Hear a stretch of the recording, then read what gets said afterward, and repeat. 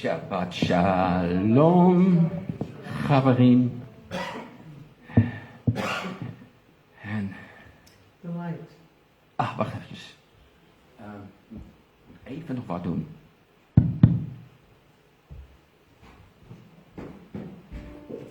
De light.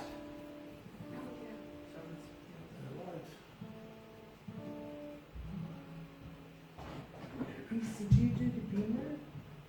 I thought I had the translation to do. Ja? Okay, but then we're known for the beamer. Because I thought we switched. Is dat dan doen, toch? I think we switched. Switch? Oh, that's Toch fine. maar de beamer. Ik kan hier ook een deur in de gaten houden. Ja. Oeh, David. Kabeltje is Pieter. Weet je het nog? Ja, maar nu is het klein en nu moet je hem groot maken. Geef me de afstand meteen, die heb je heel klein gemaakt. Zo. Ja, dat is klein gemaakt. Je moet hem even... Ja, zo zie je. Welkom. Jongens. Ja. Goed, we gaan met elkaar de dienst openen. We gaan met elkaar de dienst openen. En mag ik jullie voorgaan in gebed. Welkom trouwens iedereen die hier is en iedereen die meekijkt en iedereen die dat later zal zien.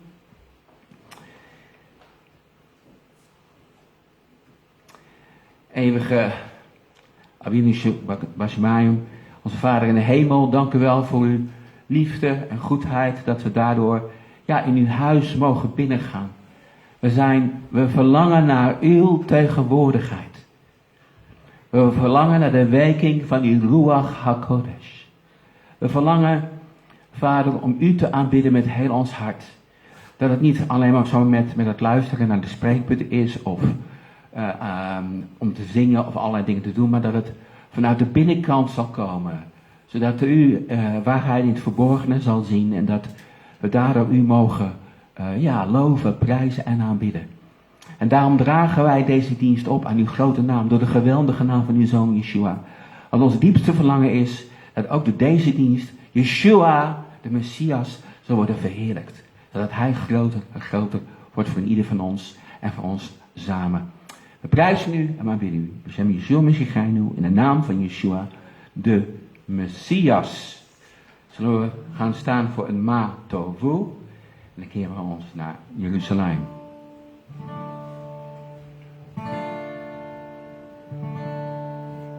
Ik sta voor u, mijn zo lief.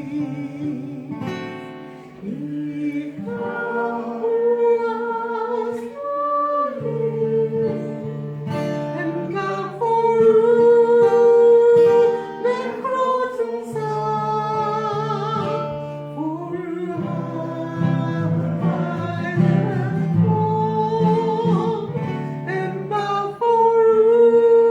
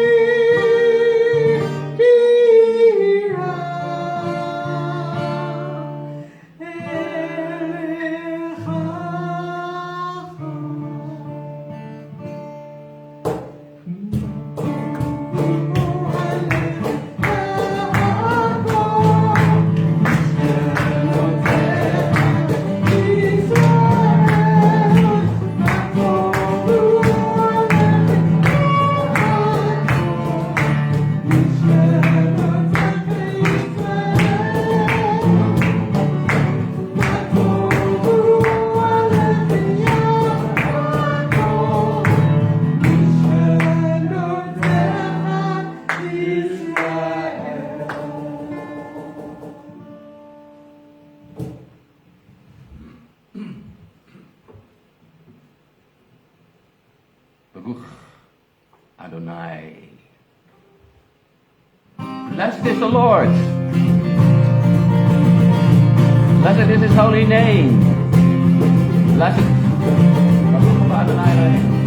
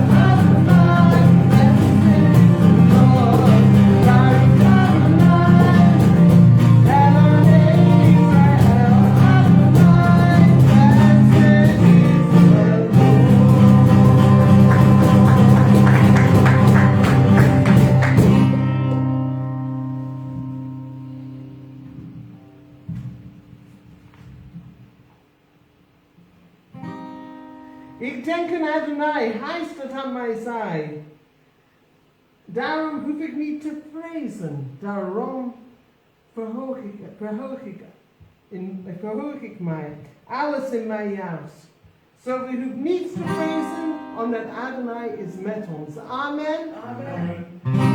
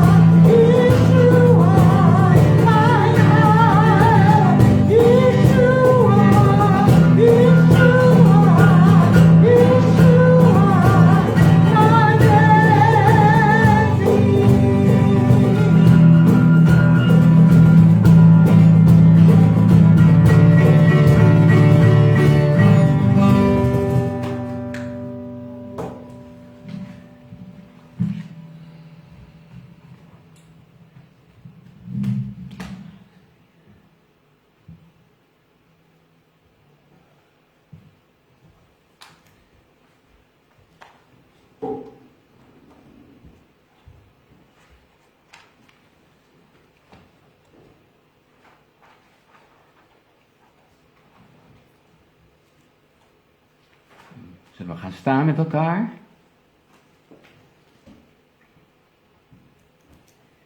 Voor het Baruch en Shema. Even een momentje van stilte.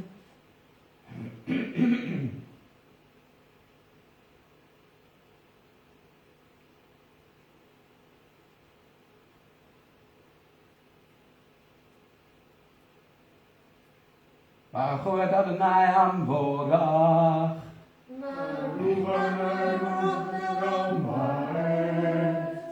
Shema Yisrael, Adonai Eloheinu,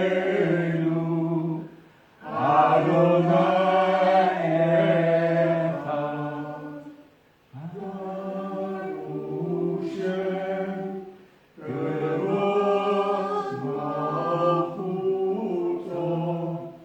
Leolam Va'ed. ואהבת את אדוני אלוהיך בכל לבך ובכל נפשך ובכל מאודיך.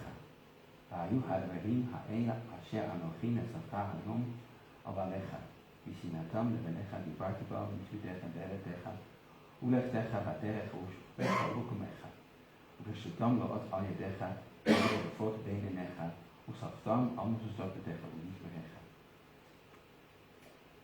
Allen. Hoor Israël, de eeuwige is ons God, de eeuwige is één. Geprezen zij zijn naam en de koninklijke majesteit tot in eeuwigheid.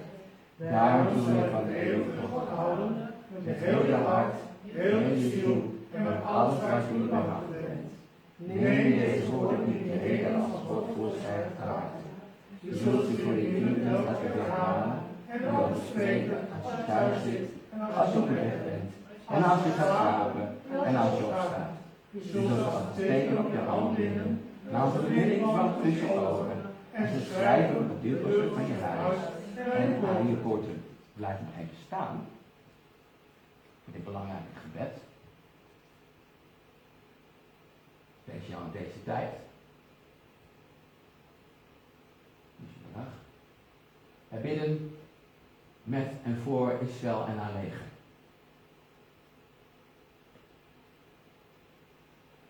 Mogen hij, die de vaders Abraham, Isaac en Jacob zegende, het verdedigingsleger van Israël zegende, die over het land en de steden van de Heer bewaarden.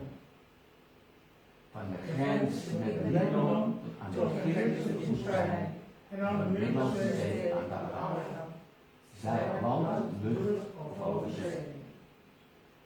Mogen de Almachtige hun vijanden overleven die zich tegen hen opstellen. Mogen de Heilige gezegend is hij en bewaren van alle verdriet en gevaar, van onveiligheid en ziekte. Dat hij zegen en voorspoed mag brengen in hun inspanningen. Mogen hij degene die hen haten aan hen overleveren, met redding en overwinning, zodat er gezegd wordt, voor de eeuwige God die met u wandelt en strijdt om uw vijanden te redden. Dat zeggen wij. Amen. Spoilers. Ik heb het naam geschreven. Waar staat het nog? Ja.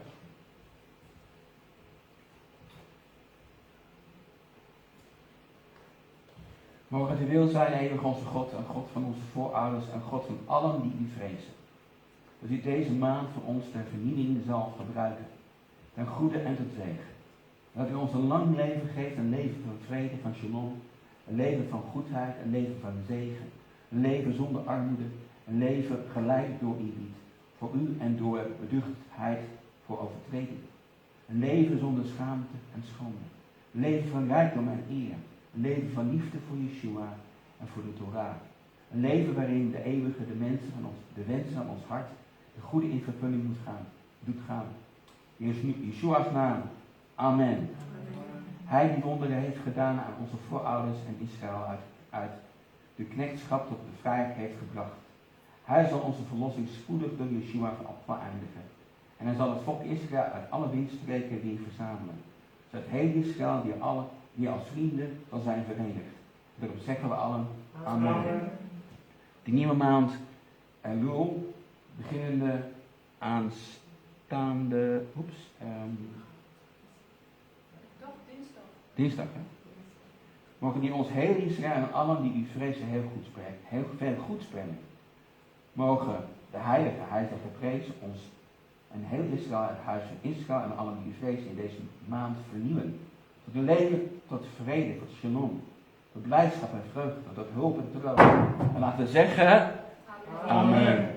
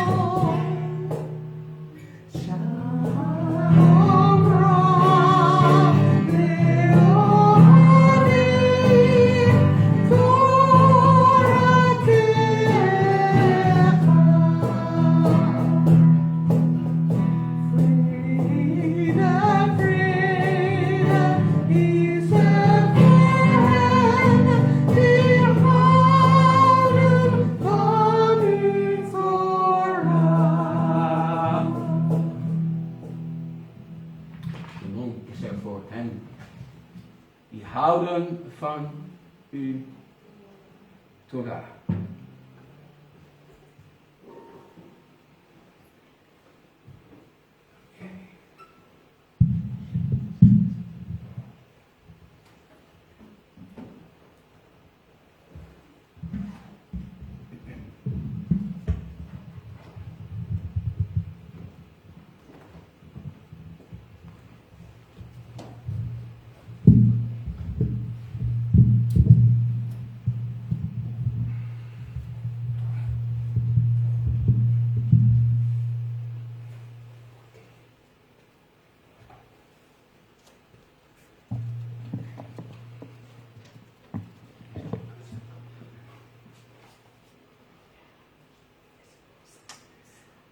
Eeuwige bent de God van Abraham, Yitzchak en Jacob. U bent heilig. Aan u alleen behoort de grootheid, de kracht, de roem, de eeuwigheid en de majesteit. Er is niemand die ons zo lief heeft als u. Mogen hij allen die toevlucht zoeken bij hem, door Yeshua de Messias helpen, beschermen en redden. Daarom zeggen wij, amen. We willen Peter hier uitnodigen om voor ons uit de Torah te lezen. Shabbat shalom, Peter.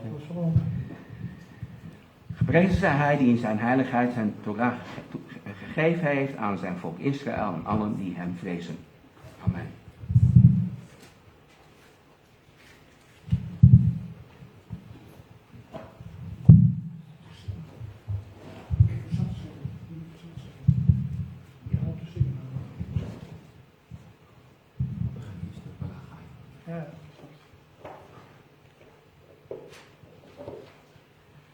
Baruch et Adonai Hamorach, Baruch Adonai Hamorach, Baruch Adonai Hamorach, Baruch atah Adonai Eloheinu melech haolam, asher echadanu mikol ha'amim, v'natananu et torato.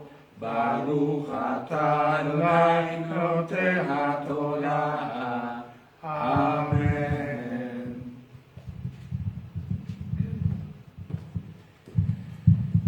Shabbat Shalom. We zullen gaan lezen uit Deuteronomium, vers 11, versen 29 tot 32.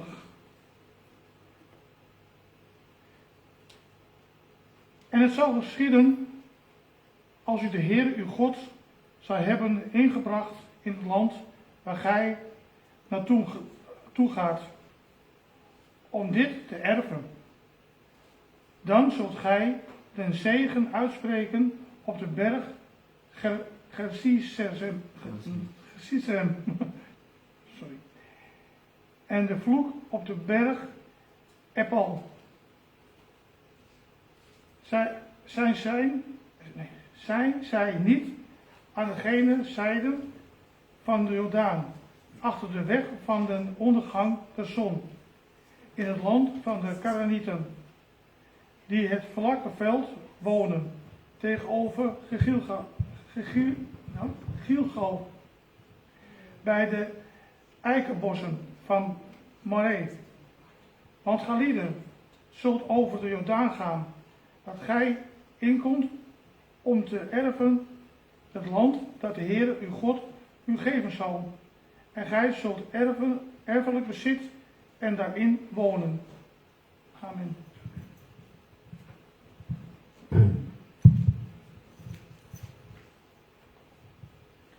Baruch atah Adonai Eloheinu melech haolam, asher natan et torato, v'hafei olam natan betochenu.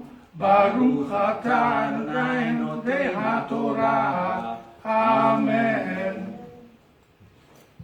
Mogen hij, Abraham, Isaac, Jacob, Sarah, Rivka, Rachel en Lea zegenen, zijn zegen geven aan Ellen, die deze Sabbat is uitgenodigd om voor ons uit de Haftarah te lezen.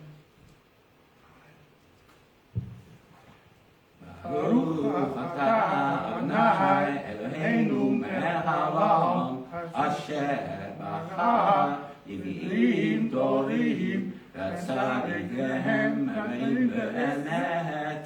Baruch atah Adonai הבוחר בתורה ומשה אבו ולישראל עמו וליה אמת וצדק. אמן.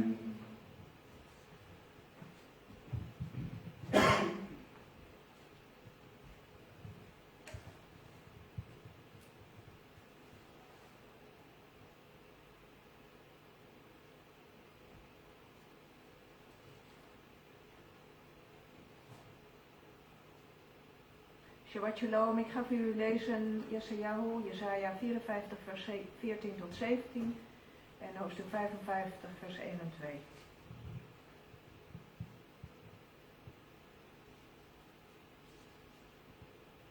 U zult door gerechtigheid bevestigd worden. Hou u ver van onderdrukking, want u zult niet bevreesd zijn. En ver van verschrikking, want zij zal niet tot u naderen. Zie, zij zullen zeker samenscholen, maar niet door mijn toedoen. Wie tegen u ten strijde trekt, die zal om u ten val komen.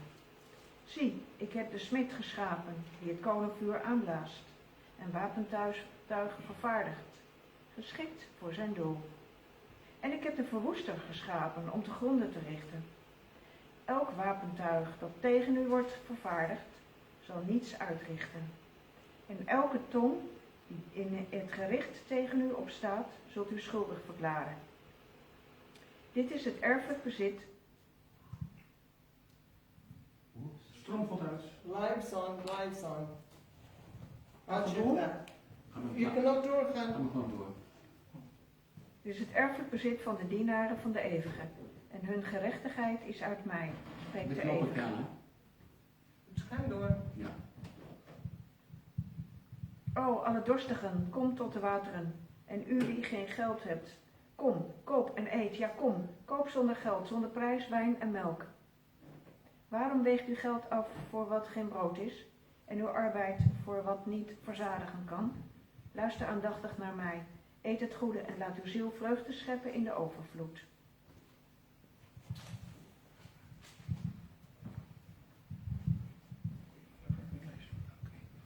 Baruch atah Adonai Eloheinu melech haolam tzukol amin tzadik b'chol adorot Hail ne'emar ha'mevoseh me'ber ukyen Zekol v'raf et mekvat tzedek Ne'eman atahu Adonai Eloheinu v'nemein devarecha Devarevcha b'nitvarecha V'v'shuv v'kam Ki ha'melech ne'eman Rachaman atah Baruch atah Adonai, ha'el na'am b'chol v'rav. Amen. Mogen hij die Abraham, Yitzchak, Jacob, Sarah, Rivka, Rachel en Lea zegende, zijn zegen geven aan Annelies, die deze Shabbat is uitgenodigd om voor ons uit het Brit Chadashah te lezen.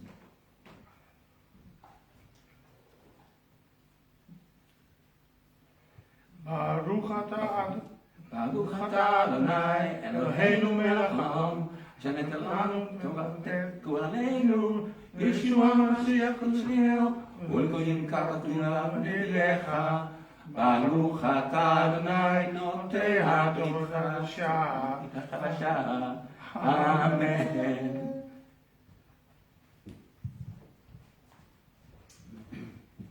Ik zal lezen uit Mattheüs 11, 28 tot en met 30.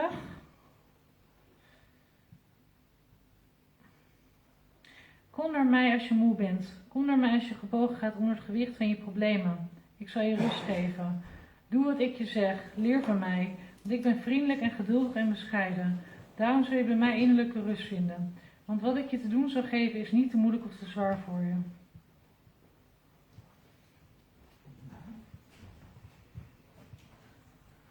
Baruch atah Adonai, Eloheinu melech haolam, asher natan lanu Toratecha v'kibanu v'avideinu.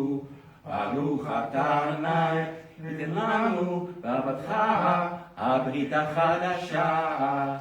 Amen.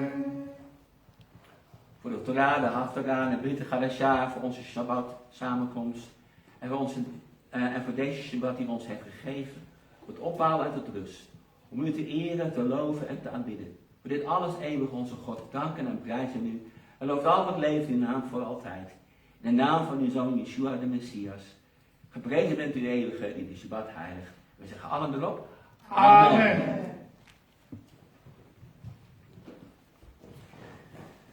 Yes. Ja.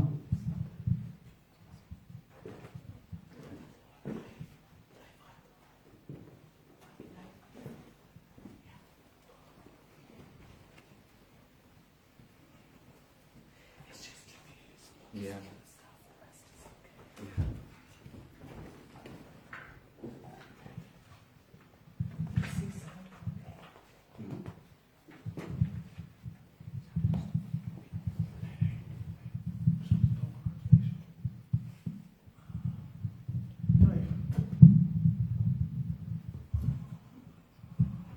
It's a fuse, Peter.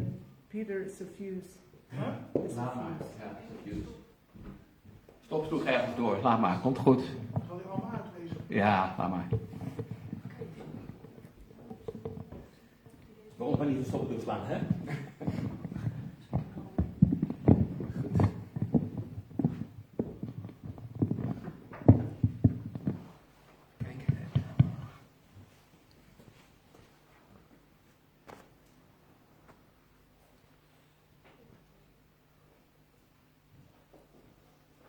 You gonna pray? Ja. Dank u wel, eeuwige Vader, machtige God van Abraham, Isaac en Jacob, dat u Caroline een woord gegeven heeft van uw hart. Wilt u ons onze harten daarvoor openen? Wilt u ook helpen met vertaling, Vader? Vader, en wilt u Marcella zegenen, Vader. Dank u wel voor wie zij ook is en voor Caroline, voor mijn vrouw. Vader, dat we samen één zijn en dat u met uw ruach ook geweldig door haar zal werken in ons midden. En dat uw woorden mogen verstaan, omdat ons hart gelaafd mag worden bij Yeshua. En dat we daardoor dichter bij Yeshua zullen komen, Vader, in onze wandel voor uw aangezicht. En dan bidden we in de naam van de Zoon Yeshua. Amen. Amen.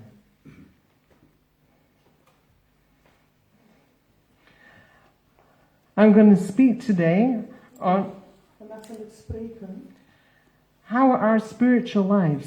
over ons geestelijk leven. I'm first going to go through just a couple of texts. You don't look them all up, but later I'll go into Psalm 37. So you can look up Psalm 37 to be ready We gaan door to follow. Bijbelteksten. Je hoeft ze niet allemaal op te zoeken. Maar ik zal specifiek spreken over Psalm 37. Dus die kun je alvast opzoeken. We read in Matthew 13, we read about the seeds being sown along the way. In Matthäus 13 lezen we over het zaad dat al geplant is. We read of seeds which were sown along the road and they were snatched away by the evil one. We lezen over zaad dat is geplant en dat door de vijand is geroofd. What was sown in our heart? Wat is gezaaid in ons hart. We read of those of seed which was on rocky ground. We lezen over een zaad dat was geplant op rotsige grond, steenachtige plaatsen. And they received the word with joy but no root. En die het woord met blijdschap aannam, maar er zat geen wortel in. So when trouble or persecution comes, Maar wanneer er verdrukking of vervolging komt, because of the word, vanwege het woord, he falls away. valt degene terstond. And we read of seed which is sown among thorns. En we lezen over zaden die in dorens gezaaid zijn. Hearts receive the word, but worries of the world, Harten die het woord hebben ontvangen, maar door zorgen van de wereld. seduction of wealth, Bedrog van rijkdom, dus seduction, je wordt verleiding van de rijkdom. the word is choked and becomes unfruitful. Wordt het woord in hun verdrukt en het wordt onvruchtbaar. And then we also read of good seed, which is thrown on good soil. En we lezen over goede gezaaide en goede aarde. And the word of the Lord is heard En het woord van de Heer wordt gehoord. and is understood En het wordt ook begrepen. and bears much fruit. En het draagt veel vrucht voort. And then we read in Matthew 25, 1 to 13, we read about the parable of the 10 virgins. En in Mattheüs 25 lezen we over over de maagden, de 10 maagden. 5 didn't have enough oil to keep their lamps burning, 5 hadden niet genoeg olie om hun lamp brandende te houden. while they were waiting for the coming back of the Messiah. Toen ze aan het wachten waren op de Messias. And the other 5, they did have enough oil. En de andere 5 hadden genoeg olie. So how do we learn to walk close to the Lord? Hoe moeten we wandelen dicht bij de Heer? To keep bearing fruit in our lives. Om vrucht te blijven dragen in ons leven. For the fruits of the Spirit to be at work in our lives. Dat de vruchten van de geest blijft werken in ons leven. To be in the rest. Om in de rust te zijn. And it is, we all live in interesting times. We leven allemaal in interesting We times. leven allemaal in interessante tijden, dagen. And it's only going to get more and more intense. En het zal nog intenser worden. So we live in a world which is continually changing and getting harder. We leven in een wereld dat continu verandert en harder wordt. And so in this we need to learn how do we need to live in these days. En zo moeten we leren hoe we moeten leven in deze barre dagen. So that the oil keeps burning, so that we keep bearing fruit. Zodat wij vrucht blijven dragen. In Matthew 11, 28-30, which we read this morning, In Matthäus 11, vers 30, wat we vanochtend hebben gelezen. come to me all who are weary and burdened, and I will give you rest. Kom allen tot mij die belast en beladen zijn en ik zal je rust geven. Take my yoke upon you and learn from me, for I am gentle and humble in heart. Neem mijn juk op u en leer van mij, want ik ben zachtmoedig en nederig van hart. And you will find rest for your souls. En gij zult rust vinden voor uw zielen. My yoke is easy and my burden is light. Want mijn juk is zacht en mijn last is licht. So his longing for us is that we learn to live in the rest. Zo hier is het verlangen dat wij moeten leren leven in de rust. So what are the things which keep us from being fruitful if we look at the seeds? Wat weerhoudt ons om vruchtbaar te zijn als we kijken naar het zaad? Worries of the world, Zorgen van de wereld, seduction of wealth, verleiding van rijkdom and the evil one who snatches away what is sown in our heart. en de boze die weghaalt wat in ons hart is gezaaid. And he does that because he's a liar, he lies. En hij doet dat, want hij is een leugenaar, hij liegt. So he attacks us all with lies. Who here has been attacked with lies of the enemy? Hij valt ons steeds aan met leugens. Wie is niet aangevallen I'm sure we all have at some point. door leugens? En ik geloof dat wij op een gegeven moment allen daar wel last van zullen hebben. And we want to look first at David and who he was. We gaan naar David en kijken wie hij was. David, he killed lions. David doodde leeuwen. He was a shepherd as a teenager. Hij was een schaapherder als teenager. I don't know how old he was then, if there's an... Ik weet niet hoe oud hij was, ongeveer. Maybe in his mid-teens? Misschien midden in zijn tienerjaren. I don't know exactly. But he killed lions. Maar hij doodde leeuwen. And he killed bears, En hij doodde ook beren. who came after the sheep. Die achter de schapen aankwamen.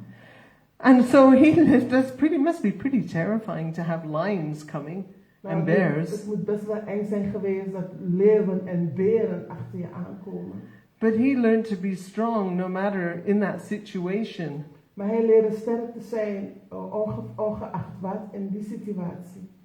And then at some point he got the promise of kingship. En op een gegeven moment kreeg hij ook de belofte van koningschap.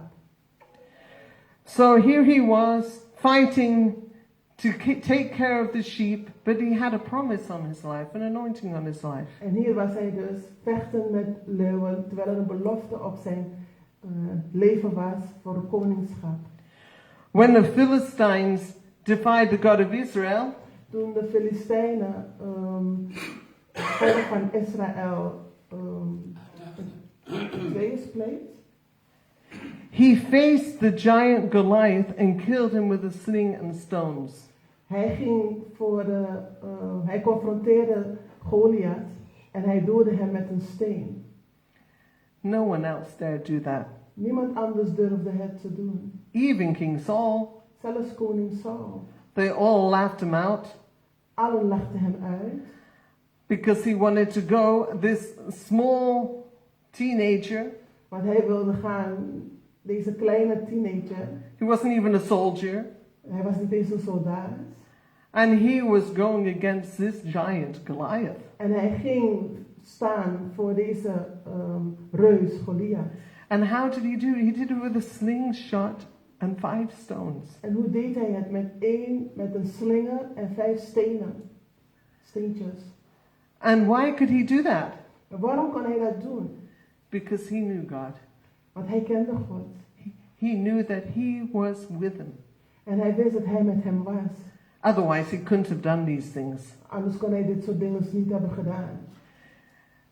And he spent a number of years fleeing from Saul. En hij spendeerde wat jaren om weg te rennen, te vluchten voor Saul. And though he was fleeing at different times, two times that he chose to confront Saul. 2 keren, terwijl hij vluchtte, waren er 2 keren dat hij Saul heeft geconfronteerd. One time was in the cave, remember that? Kan je dat nog herinneren? 1 keer was in een grot. Paul went to do what he needed to do in the cave. Saul ging doen wat hij wilde doen in de grot. And David was in the back with his soldiers, and just around the corner was Saul. En de koning en David, toen was ergens in een grot verscholen, vlak achter Saul. The man who was trying to murder him. De man die hem probeerde te doden. And he cut a piece of his cloth off, of his robe. Sneed een stukje van zijn mantel. And then when Saul went out, he said, "Hey, look what I've done." En toen Saul uit de grot kwam, zei hij, hey, kijk wat ik heb gedaan. And he just let him know, I'm not out to do anything to you. I'm not out to harm you, even though you hate me, even though you're doing everything you can to destroy me. I'm okay. Hij laat hem zien van, kijk, ondanks dat je alles doet en probeert om mij te vernietigen, maar ik ben niet uit op jouw vernietiging, op jouw downfall. And so he was in total rest, total peace. Hij was in totale rust en totale vrede. In this crazy situation. In deze gekke situatie. So he was a mighty man of God. Hij was een machtig man van God. Because he knew God who was with him. Want hij kende de God die met hem was. He was a man after God's heart. Hij was een man naar Gods hart. That's how he was known. Zo is hij, zo wordt hij gekend. So let's go to Psalm 37. Laten we gaan naar Psalm 37. This was written in David's old age. Dit was geschreven in de oude dagen van David. So he's looking back. Hij kijkt terug op zijn leven. He says, "Don't fret or be envious of evildoers." Hij zegt, wees niet afgunstig op bedrijvers van ongerechtigheid. And interesting, in the psalm he says 3 times, "Don't fret." Het is heel interessant, want deze psalm zegt 3 keer, wees niet afgunstig. And so fret in Hebrew, fret, afgunstig in het Hebreeuws, is hara. Is hara. It's the definition to burn or to be kindled with anger. Het is een definitie van te branden van boosheid. Be angry, be displeased. Boos zijn, niet prettig voelen. Fret self, state of anxiety. Je bent in een staat van anxiety. Angst. Grieve. Verdriet. Be wax hot. Angstig zijn. And so if you're fretting, you're worried. Als je bang bent, dan maak je je zorgen. But it says, don't fret or be envious of evildoers, as the grass will wither and be cut down. Want zij zegt, wees niet afgunstig op de bedrijvers van ongerechtigheid. Benijd niet wie onrecht plegen, want zij verdorren snel als het gras. And so this is a theme which goes through the whole psalm, is that the wicked, they will be destroyed. En dit is het thema dat door deze hele psalm gaat. Eigenlijk komt het op neer. De slechte zal vernietigd worden. So we're going to go on to the next part of the psalm. We gaan naar het volgende gedeelte van de psalm. Trust in the Lord and do good. Vertrouw op de Heere en doe het goede. Dwell in the land and feed on faithfulness. Woon in het land en betracht getrouwheid. David in his time of fleeing from Saul. David in zijn tijd dat hij steeds aan het wegvluchten was van Saul. He took care of lots of people. Hij zorgde voor heel veel mensen. He had his brothers who came to him. Hij had zijn broers die bij hem kwamen. He had people who were in distress who came to him. Mensen die in stress zaten kwamen bij hem. He cared for his parents. Hij zorgde voor zijn ouders. He took care of Abiathar, the one of the sons of Abimelech, Hij zorgde voor een van de zonen van Abimelech. son of Ahitub, who was killed with all the priests of Non. Zoon van Ahitub, die was gedood die door priesters ook waren gedood. And he defeats, even when Saul is after him, he defeats the Philistines who are attacking him at Keilah. Ondanks dat Saul achter hem achtervolgde, versloeg hij de Filistijnen die achter Aquila. So he took care of Nabal's shepherds and Nabal's sheep. Hij zorgde voor Nabal's schapen en zijn and the shepherds. en de herders.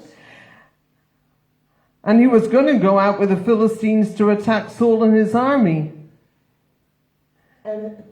He was going also to go with the Philistines to attack Saul and his army, but he was sent back. Hij wilde zelfs gaan met de Filistijnen die erop uit was achter Saul zijn leger, maar hij werd teruggestuurd. So this was all in the time when he was under enormous attack. Dit was dus allemaal in deze periode dat hij in hoge druk aangevallen werd. A lot of us would be, I think, in a defense mode. Velen van ons zouden in de verdedigingsmodus gaan. But he wasn't. He was there, ready to act, being fruitful, doing what God had for him. Maar hij niet. Hij deed gewoon, hij was vruchtbaar. Hij deed wat God van hem wilde. So he was doing all this while waiting for what the Lord promised. Al deze dingen deed hij terwijl hij wachtende was op de belofte van de Heer. So this was David's lifestyle, a man after God's heart. Dit was David's levensstijl, een man naar Gods hart. He depended on God Hij vertrouwde en hij wachtte op God. in the face of trouble and persecution. In het feit dat hij in problemen zat en achtervolgd werd. So let's go further with the psalm and see what were the things which he was doing to do this. Laten we verder gaan in de psalm om te laten zien wat zijn de dingen die hij deed. So trust. Vertrouw. Trust comes from the Hebrew word batach. Vertrouwen komt uit het Hebreeuws woord batach. To be confident, to be sure. Om vertrouwen te hebben, zekerheid. And he knew who God was and is. En hij wist wie God was en is. He looked to him and not the circumstances. Hij keek naar God en niet naar zijn omstandigheden. He was strong and bold. Hij was heel sterk en brutaal. Because he trusted. Want hij vertrouwde. So trust, in verse 3 it says, do good. Want vertrouwen in vers 3 zegt, doe goed. He chose to help others, to bless others. Hij koos ervoor om anderen te helpen, om anderen te zegenen. Even his enemies. Zelfs zijn vijanden. Dwell in the land. Woon in het land. That is the Hebrew word shakan. Het is het Hebreeuws woord shakan. To settle down, abide, dwell. Om neer te zetten, om te bewonen. So he tried to live in peace where he could. Hij leefde zoveel mogelijk in vrede waar hij kon. So he got on with his life. Zodat hij verder kon gaan met zijn leven. And feed on faithfulness. This is such an interesting expression. En vertrouwen op en getrouw zijn, dat is zo'n expressie. And feed on faithfulness. Om te eten. En hij at van getrouwheid. Om getrouw te zijn. Hij voedde zich met getrouwheid. And so, and to feed in Hebrew is ra'a. Te voeden in het Hebreeuws is ra'a. To graze. Genade. Te grazen. On faithfulness. Faithfulness is emunah. Vertrouwen is eruna. Yeah, and it means steadfastness, firmness of the Lord. Het betekent standvastigheid, ferm zijn in de Heer. How do we do this? What does it mean to feed on faithfulness? Hoe doen wij dat? Hoe kunnen wij voeden in getrouwheid, in standvastigheid? And this is what came in my heart, and maybe you all have different ideas, but this is what I really spoke to my heart. Dit is wat erg uit mijn hart sprak. Misschien hebben jullie allen een andere gedachte, maar dit kwam uit mijn hart. Remember in our lives the faithfulness of the Lord. Gedenk in je leven de getrouwheid van de Heer. In big and small In situations. grote en kleine situaties. I think we all have seen the faithfulness of the Lord in our lives. Amen. Ik denk dat ieder van ons de getrouwheid van de Heer in ons leven hebben gezien. Amen. So we need to remember those moments, all of our lives, when He has been faithful. Dus wij moeten al deze momenten gedenken in ons hele leven waar Hij getrouw is geweest. En That builds faith dat bouwt vertrouwen op. in face of trouble and problems. Op het moment dat er problemen zijn of situaties. And I think as the world gets more and more difficult, we need to do this daily, don't we? En ik denk hoe meer en meer de wereld moeilijk wordt, moeten we dit dagelijks doen. Vind je niet? So when you have time with the Lord, Dus als je tijd hebt met de Heer, always be thankful, always be remembering what He has done for you. wees altijd dankbaar. Gedenk altijd wat Hij allemaal voor je heeft gedaan. So that was verse 3, do good, dwell in the land, and feed on faithfulness. Zo, dat is van, doe goed, verlustig u in het land, woon in het land en betracht getrouwheid. And in verse 4, delight yourself in the Lord. En vers 4 zegt, verlustig u in de Heer. He will give you your heart's desires. Dan zal Hij u geven de wensen van uw hart. So live to please, enjoying pleasing the Lord. Zo wend u weg op de Heer en vertrouw op Hem.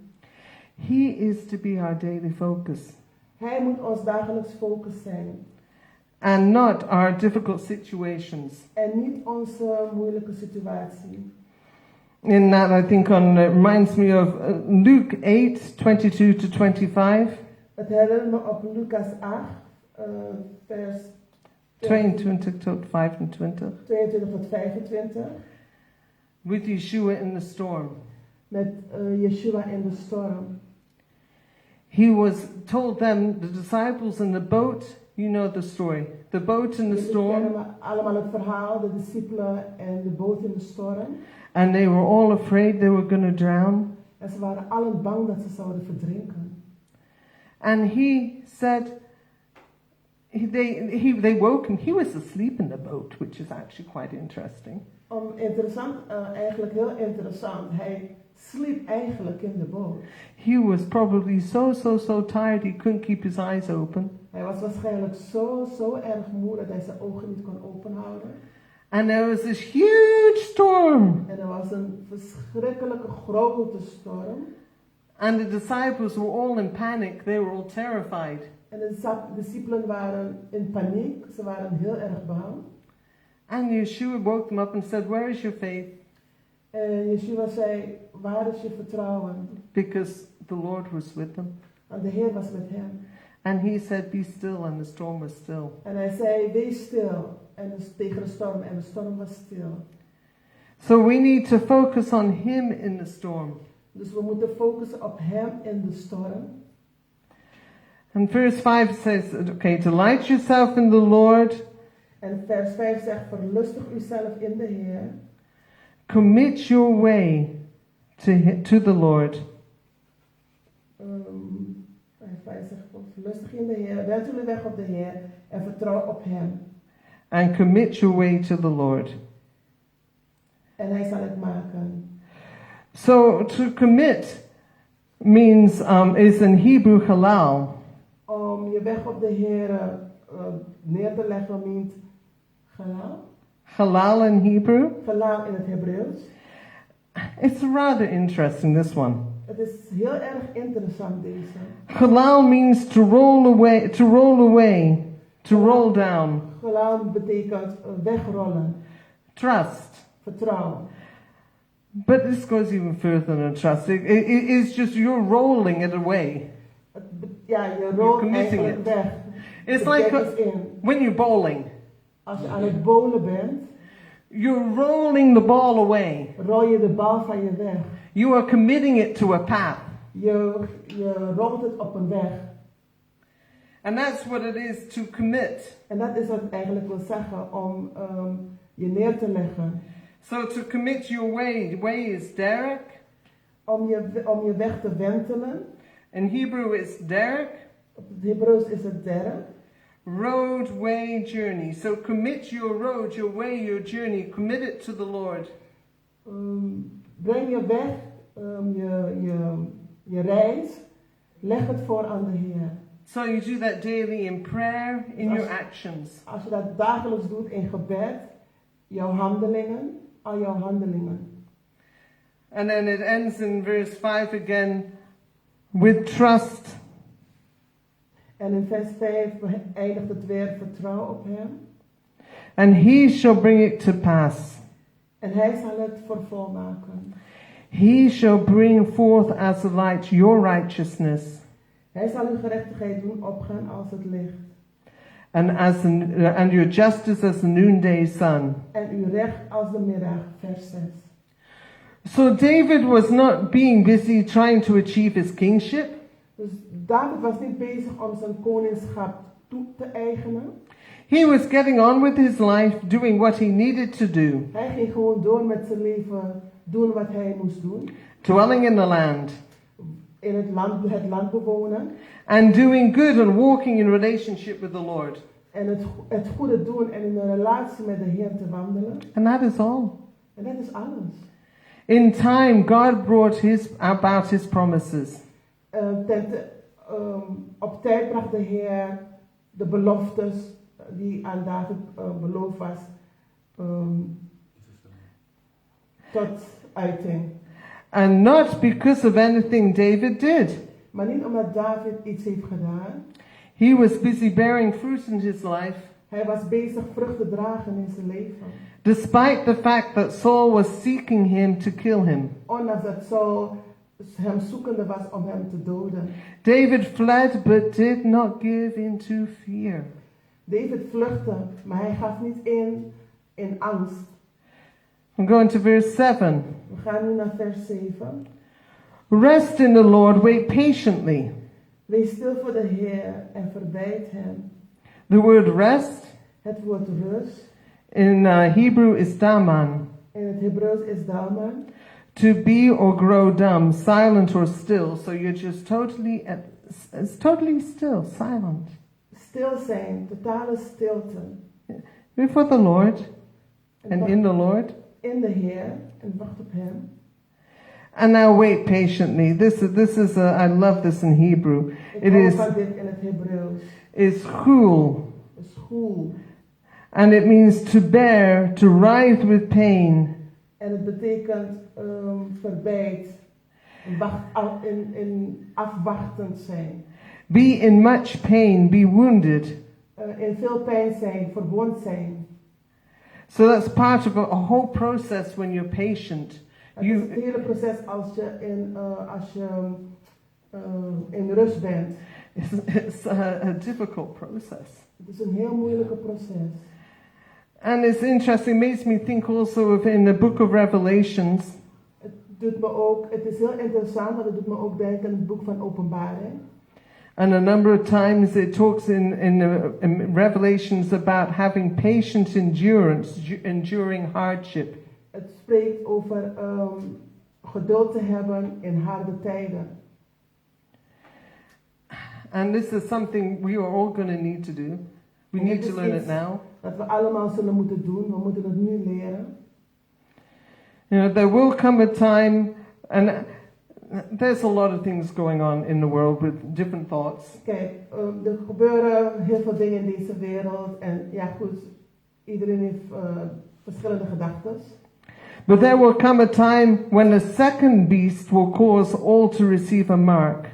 Maar er zal een tijd komen dat de tweede beest zal zorgen dat we allen een merk zullen krijgen.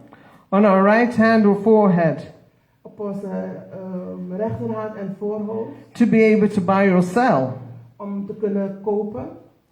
And that is in Revelation 13, 16, 17. In Openbaring 13, vers 14 en 17. Yes, the technology is there. Ja, de technologie is daar. The system is there. Het systeem is daar. But I'm thankful we're not there yet, aren't you? Ik denk dat wij daar nog niet zijn, denkt u? But when we come to those days, maar als we tot die dagen zullen komen, I think of the story of Corrie ten Boom. Ik denk aan het verhaal van Corrie ten Boom. When she was worried about what was going to happen. Toen ze zich zorgen maakte wat er zou gebeuren. And her father said to her, en haar vader zei toen tegen haar, when do you get the ticket? Wanneer krijg je de ticket? Long before you go on the train or just before you go on the train? Voordat je de trein ingaat of wanneer je de trein ingaat. So right before you go into the train is when you will get the ticket. Of is het vlak voordat je de trein ingaat, krijg je de ticket? Not beforehand. Niet van tevoren. So it's again learning these principles, learning to trust that He will take care of us in those times. Dat is dus het principe dat je moet leren, vertrouwen dat Hij voor ons zal zorgen. Because I think for a lot of people right now, they see these things happening and they're fearful. En ik denk dat voor heel veel mensen die dit zien gebeuren en ze zijn bang, angstig. That is why this is so important, learning to see who God is and resting in Him. Daarom is het heel belangrijk dat wij dit zien, dat we leren te vertrouwen op God en in Hem te rusten. And not giving in to fear. En niet toegeven aan angst. And also the temple will be rebuilt and the man of lawlessness will sit in it proclaiming to be God. En de tempel zal worden herbouwd en de man van wetteloosheid zal het claimen. And that is, he'll sit there proclaiming to be God. Hij zal daar zitten en proclaimen, zeggende dat hij God is. That's 2 Thessalonians 2, 3, 4. Dat is in 2 Thessalonians chapter 2, verse 3 and 4. Hoofdstuk 2, vers 4 en 5. 3 and 4. Is it 4 and 5? Yeah. You can look it up. Jullie kunnen het opzoeken. But so we are not there yet. Maar we zijn daar nog niet. But the technology is there. Maar de technologie is daar. So we don't know how fast or slow it will suddenly happen. We weten niet hoe snel het zal gaan of langzaam het zal gaan, maar het zal gebeuren. So we need to learn to walk in the rest of the Lord. We moeten leren om te wandelen in de rust van de Heer. Trust in Him. Hem vertrouwen. Because we need to know how big He is and what's going to happen and what His promises. We moeten leren te weten hoe groot Hij is en wat zijn beloftes zijn. But we'll come to that. Maar we komen tot dat. Verse 7, it says for the second time. Vers 7 zegt voor de tweede keer. Do not fret because of evildoers succeeding. Psalm 7. It's Psalm 37, verse 7. Psalm 37, vers 7. Wees stil voor de Heer en verbijd hem. Wees niet afgunstig op wie zijn weg voorspoedig maakt. So we are not to worry when we see all these things happening in the world and people succeeding in their evil plans. We moeten ons niet zorgen maken over al deze dingen die gebeuren en dat mensen voorspoed krijgen op hun boze wegen. We all see that in small, we see that in big around us. We zien dat het gebeurt in het klein, maar ook in het groot om ons heen.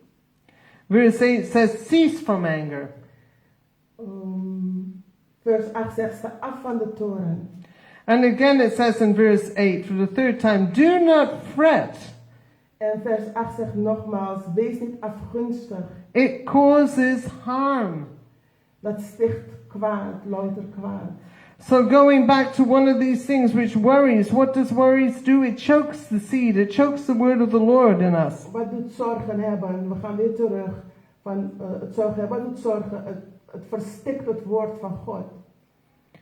And the word harm in Hebrew here is rava. En het woord harm in het Hebreeuws is rava. To be evil, bad, break to pieces. Kwaad zijn, het kwade zijn, boos zijn. Stukken breken. In stukken? Yeah. In stukken bijten. To make bad. Om slecht te maken. Slecht Physically, socially. Fysiek, sociaal. That's what worrying, I think we also see that in our lives. That's what worry does. That's what fear does. Dat is wat zorgen maakt doet. We zien het allemaal in ons leven. So evildoers shall be cut off. Verse 9. Vers 9 zegt ze, zij die boos doen, kwaad doen, zullen worden uitgeroeid, afgesneden. Those who wait on Adonai shall inherit the earth. Maar zij die op Adonai wachten, of Adonai verwachten, ze zullen het land beërven. And wait in Hebrew is kavav. En wachten in het Hebreeuws is kava. Kavav. Kavav. To wait for, expect, hope. Om wachten op, je hoop verwachten, je wacht op hoop. And inherit has to do with taking possession of. En een huil betekent het in het bezit nemen.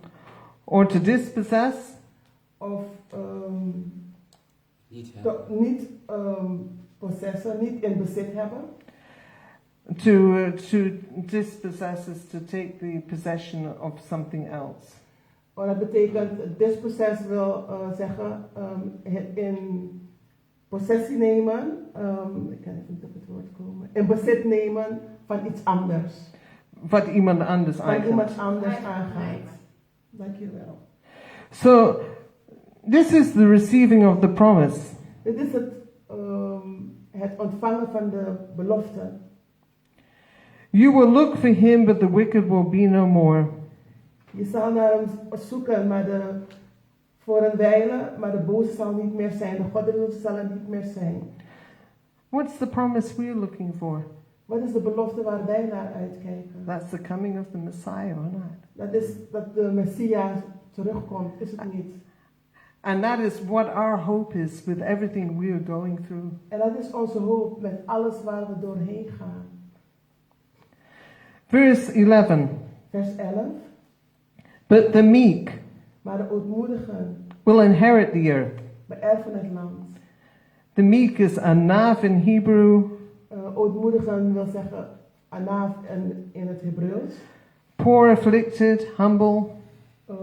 Zij die arm zijn en die nederig zijn. Does that not make you think of the Beatitudes? Doe je dat niet denken aan hoe is de Bergreden. De bergreden. In Matthew 5:5. Matthäus 5:5. Blessed are the meek, for they shall inherit the earth. It comes from here. Gezegend zijn de ootmoedigen, want zij zullen het land beërven. And then continue in verse 11, but the meek will inherit the earth and delight in abundant shalom. Maar de ootmoedigen beërven het land en verlustigen zich in grote vrede. In completeness, in soundness, in welfare. In het compleet zijn in rust en in welfare. Yeah? Welvaart. So rest, the place the Lord would have us live in. Rust, dat is waar de plaats zal zijn waar de Heer ons zal doen leven. And the wicked, their lot, again we see that in verses 12 to 15, that they will be dealt with. En we zien in vers 12 tot 15 wat er met de goddelozen zal gebeuren. Verse 16, better a little that the righteous have than the wealth of the wicked. En vers 16 zegt, beter is het weinige van de rechtvaardigen dan de rijkdom van de goddelozen. Arms of the wicked shall be broken, while Adonai upholds the righteous.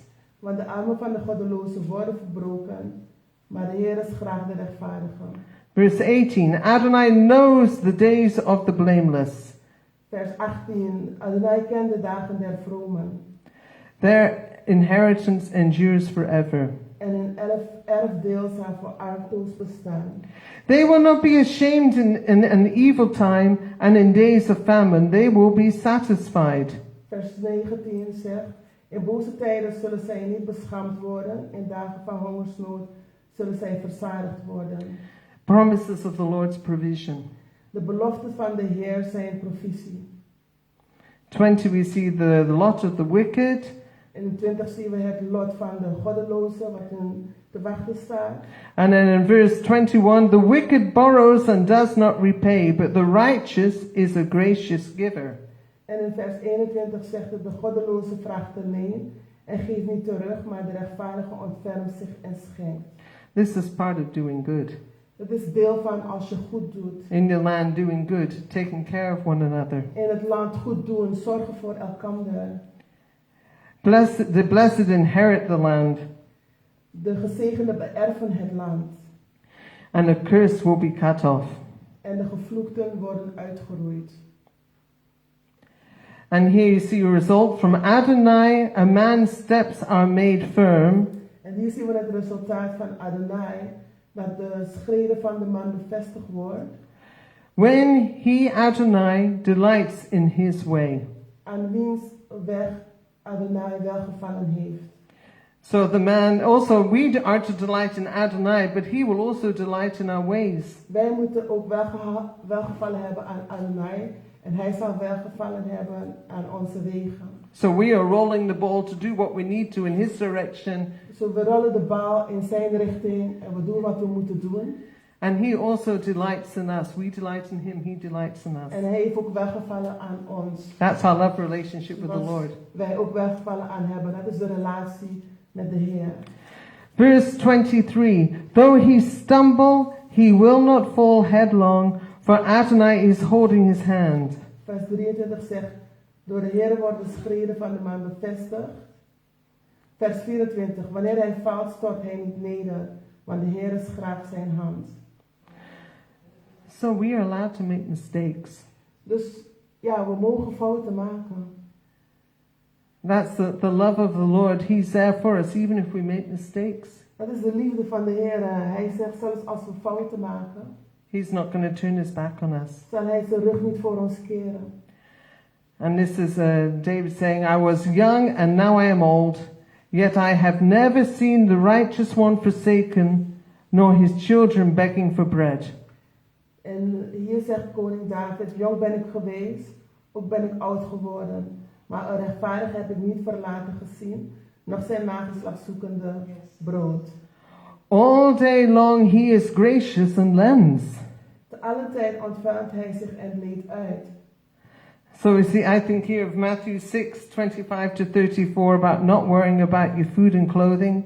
Ik denk aan Matthäus 26, waar het wordt verteld van dat je niet hoeft te zorg hoeft te maken over wat je gaat eten en hoe je gaat kleden. But the Lord will take care of you if you just first seek his kingdom. Maar de Heer zal zorg voor je dragen als je eerst zijn koninkrijk zoekt. So this is about we're talking here about the one who is righteous. Hier praten we over zij die rechtvaardig zijn. All day long he is gracious and lends, so his offspring will be a blessing. Want voor elke dag wordt hij gezegend en zelfs zijn offspring, zijn nageslacht, zal gezegend worden. So that's a promise. Dat is een belofte. So turn from evil and do good, so you may live forever. Dus wijk van het kwade en doe het goede. Dan zul je voor altoos wonen, leven. So for the second time he's saying here to be givers, expecting nothing in return. Dus voor de derde keer zegt hij, we moeten gevers zijn en niets terug verwachten. Do good. Doe het goede. The Lord will provide. De Heer zal zelf zorg dragen. Verses 28 to 30. We're getting to the end of the 28 psalm. tot 30. Adonai loves justice and does not abandon his godly ones. Adonai houdt van